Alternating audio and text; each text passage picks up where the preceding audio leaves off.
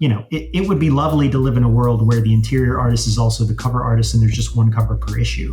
But that's not going to sell. That's not going to sell the amount that doing 5 covers with a few different variants will sell. And not to get too specific with the numbers, but also very nerdy about the process. It's like if you've got something where you're working on like a book that's got 3 covers per month or as many as 6 covers per month, it's like you've got to be practical and understand, okay, obviously the A cover is going to sell the most by far.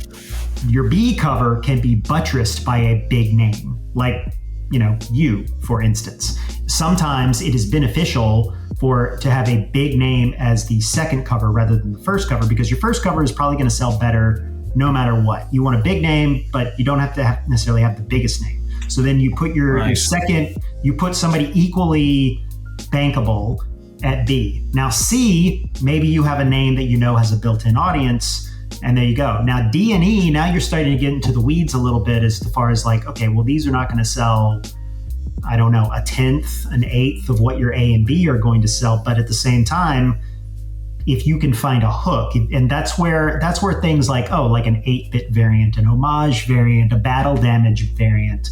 It's like Drew Moss. He does his own variant each month, and he also does an action figure variant. And I wouldn't commission those if they weren't adding to the bottom line. Welcome to Tape Dec.